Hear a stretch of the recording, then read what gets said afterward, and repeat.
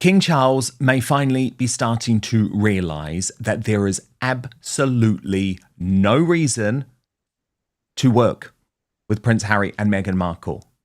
This idea that anything positive can come from having an ongoing relationship with them is for the birds. Today we're looking at a report that is causing quite a stir in royal commentary circles, because it suggests that King Charles may have quietly decided not to invite Prince Harry and Meghan Markle to Sandringham this summer. According to royal commentator Paula Froelich, who claims to have spoken to friends of the king, the idea of Harry and Meghan spending time at Sandringham has either been reconsidered or is no longer on the table. And the reason being discussed is their recent trip to Australia. So let's break this down carefully. Paula Froelich Uncensored, reporting that the monarch has withdrawn his invitation for Harry and Meghan to come to Sandringham over the summer. And the best news is that this is a response to what she describes as the Australia trauma tour. And I am delighted by this because I have been really disappointed to see Charles's courtiers brief to the Daily Mail, oh no, we're not going to punish them. We don't want to upset them. The titles aren't going to go. The line of succession isn't going to go. No, you've got to do something, Charles, because this is getting worse. And they're embarrassing you. They're embarrassing you in Ukraine. They're embarrassing you in Washington, D.C. They're embarrassing you on the internet. The royal family is actually coming through this whole series of events pretty well. But Harry and Meghan are going to be the constant thorn in your side if you don't listen to William and take further action. So that's why this is great news. Paula goes on to reveal, I'm told by another friend of the king, that Charles won't invite them, especially not after their trip to Australia. Harry, who likes to speak about anti-bullying, as seen as a bully inside the palace. Absolutely, he is. When he doesn't get what he wants, he stamps his foot like a child and not only does what he was going to do anyway, but then tries to emotionally blackmail his father with his own children, Archie and Lily. An invitation was already unadvised, especially after Centre Bali, via its chairwoman Sophie Chandoka, sued Harry for defamation. But the trip to Australia was the straw that broke the camel's back. It would indeed make the king look very weak if he did have them to Sandringham. Harry and Meghan will come, but it won't be at the king's invitation, my source said adamantly. We shall see. Paula, great to have you. And this is such good news because the idea that King Charles was still going to go through with this invitation, given the way that Harry and Meghan keep on humiliating him and keep on trying to cause damage for the British royal family, I think was going to be very difficult for the public to stomach. So what are you hearing about this decision? I need you to do something for me right now. It is free. It is easy. It is simple. Just hit that subscribe button on YouTube. That's because over 50% of you watching this video haven't done that yet. Well, let's go back to the invitation. And I use that term very, very loosely because it was Harry who once again went to the media and said, well, of course, we'd entertain. We'd love to have an invitation, something along the lines of we'd entertain an invitation to Sandringham. Of course, he wants that because if you're invited by the king, you automatically get state-funded security, which is all he cares about. He doesn't want to spend any more dollars of his own, quickly running out. And then he put on, it would be lovely for the family to meet the king. And of course, it would depend on who was there, AKA William and Catherine. And it was, at the time, it was blatant emotional blackmail for the king. However, the king and the palace did put something out, a statement out that was quite strongly worded. And he would love to meet his grandchildren. He's only met Lily once for a hot second. Archie possibly twice. But after Australia, no can do. I mean, what's he going to do? How is he going to deal with it when Meghan shows up wearing a dress and it's immediately sold online? We're going to what to meet the in-laws, what to wear to a palace, what to wear when hanging out with your dreaded stepmother. It's insane and it's tacky and it cannot happen. And he also knows, as does everyone at this point, that Harry and Meghan have zero cachet right now, not in the States, not in the UK, not anywhere. And in order to get it back, they need some royal shine on them. They need to just rub themselves with a little royal on all over and let it be known that once again, they're back in. But because here's the deal. What's going to happen? The next time the palace upsets Harry and Meghan, do they go on CBS? Do they talk to Gayle King? Do they give another Oprah interview? Does Harry come out with another book? Does Meghan? It's way too dangerous. It's way too ridiculous. But after the shopping website, no. You're going to sell your trauma closet for cash? Absolutely not. This is disgusting.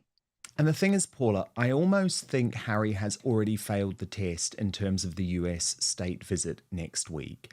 Because, of course, if they had any sense, and we know they don't, but I think even for them, surely they will just shut the F up for 4 days, surely. Although you never know with them. No. You never know with them.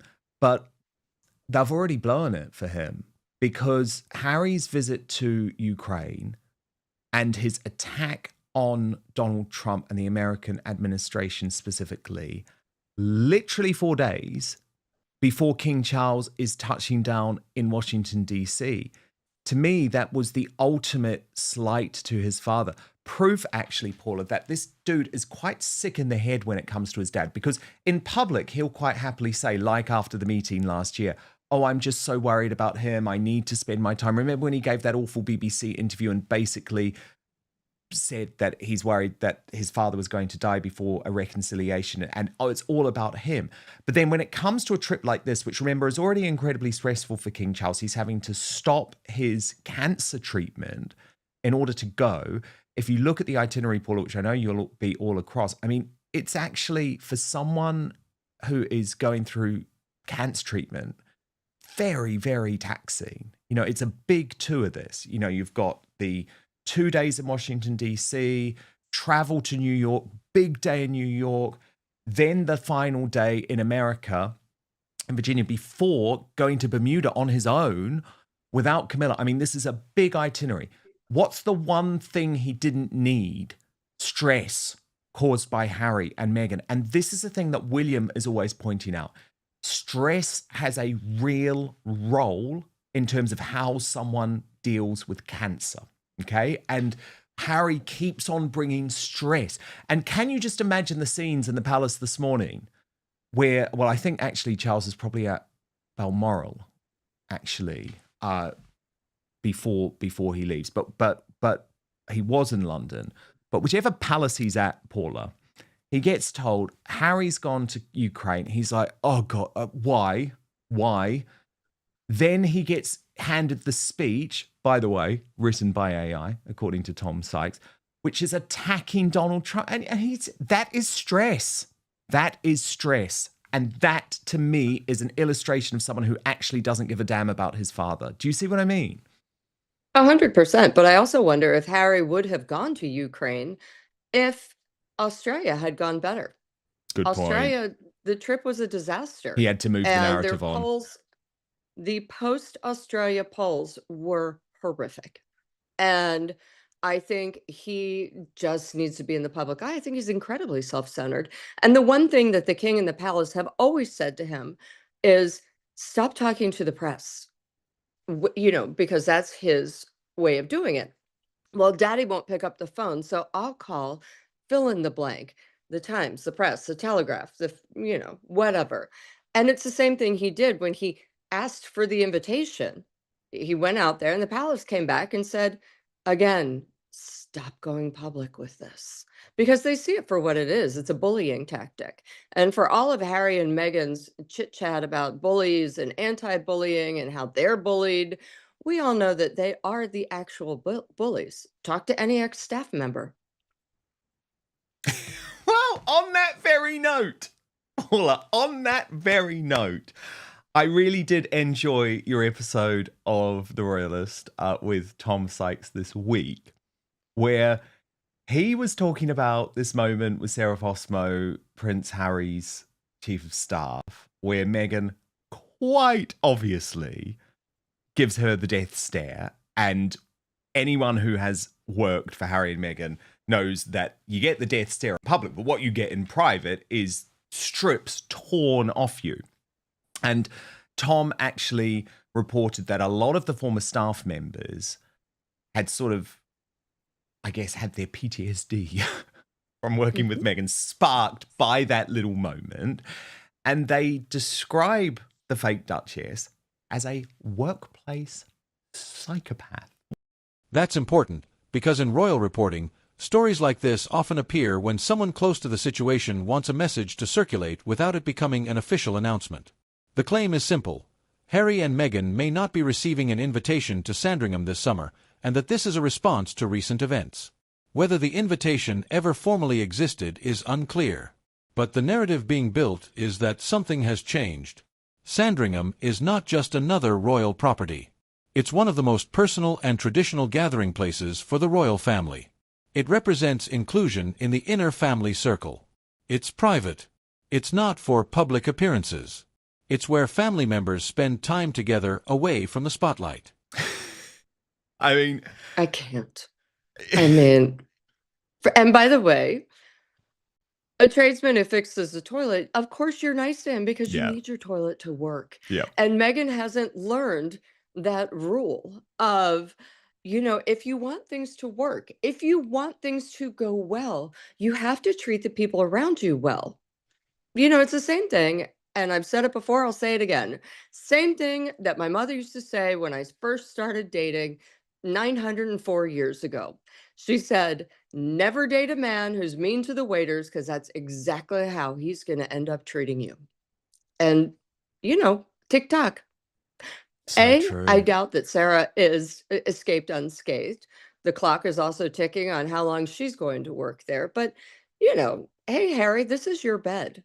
You're lying in it. How's it feeling? No. Well, we know not very good. Because, number one, do you know, I mean, you know everyone in American media, Paula. Are you pals with Dan Wakeford? Do you know him? Have you worked with him before? I do know Dan, yes. So he's for people who don't know, he's the guy who was the editor of People magazine. And he was editor of People magazine during the very famous cover where Meghan Markle's friends revealed the truth about Meghan, which of course wasn't the truth about Meghan because it's, she's a really lovely woman. And he also revealed in that edition the letter that Meghan had sent to her father. Then, of course, there was the Us Weekly cover because he moved to Us Weekly from People magazine and tried to turn Us Weekly into the propaganda sheet for Harry and Meghan and sort of aped what People are doing. Now, it didn't work. Dan ended up departing from Us Weekly, and overnight, Paula, they have just announced that they are slashing 50% of their staff, closing the office. So I think people really did reject this idea of Us Weekly as the new People magazine really pushing the Harry and Meghan narrative. Although I would say we all know the media is changing. Magazines are dead. Newspapers are dead. Mainstream media is dead. So I'm not saying that was the only reason behind this closure or this downsizing. However, Dan Wakeford has gone independent now. And what's interesting, Paula, is when you see mainstream media figures like him go independent, the great thing is they are able to start telling the truth much more. And so he has done another big expose, has spent 3 weeks looking into the relationship, the marriage, the finances, the whole works, and has revealed that things are not what he said they were when he was the editor of Us Weekly. And Paula, I mean, sorry for the spoiler. By the way, if people do want to read the whole article, Dan Wakeford has now launched his own media organization, Celebrity Intelligence. But the sort of thing that he says they should do, and that everyone's saying is that they should do, but they won't do, is just disappear for a period of time and then try and relaunch.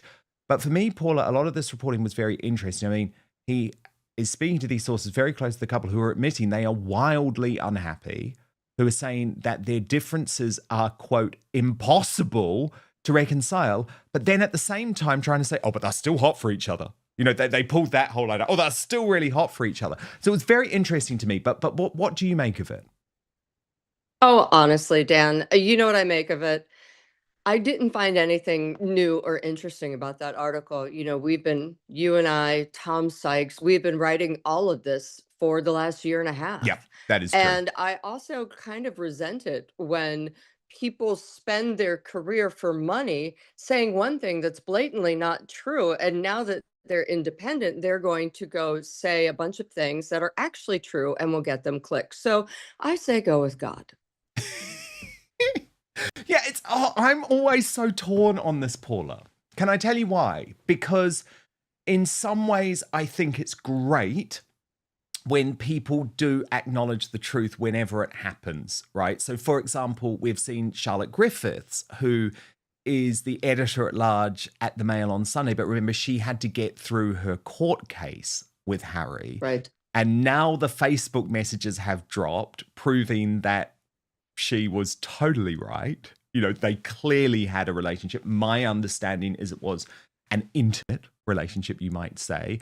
And all of a sudden, now that we've read the messages, people believe her and not him. And all of a sudden, she is prepared to start telling the truth a lot more. But so I don't know. So I'm torn on it, but I do hear what you're saying, because what I guess I wanted was a bit of an acknowledgement from Dan Wakeford that actually he had been pushing the propaganda at people and Us Weekly, and that maybe he had been doing that because he was under commercial pressure to do so, or whatever it was, whereas we didn't get that, did we? Which I understand. I understand you have a job and all this stuff, but it grates because I have been writing these stories and they are very well sourced and they have all proven to be true.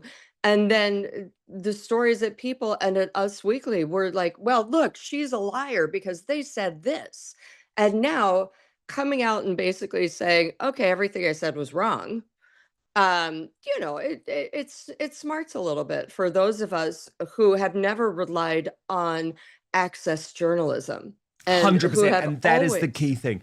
That is the key thing, because access journalism means you literally just pick up the phone, you swallow whatever they say. And very often, and this is what does upset me, access journalism means you're pissing all over people who have put their neck on the line to report the truth. But I mean, when it comes to the Sussexes, I've literally had this now for 8 years. For 8 years, they have been denying my stories.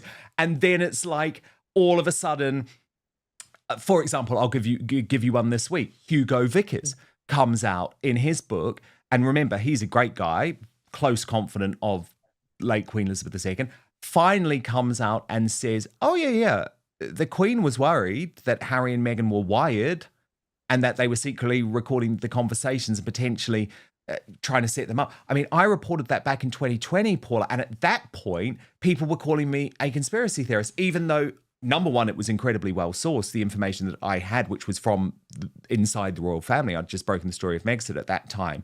But also we had the pictures. Like, there was actually pictorial evidence showing Harry and Meghan being wired up at these events. So I do understand what you're saying. It is frustrating. At the same time, that I think if people move, the more and more people that move towards the truth, the better. And I do think what this week has shown, Paula, is that Harry and Meghan's allies in the media now, in the mainstream media in America, are really limited.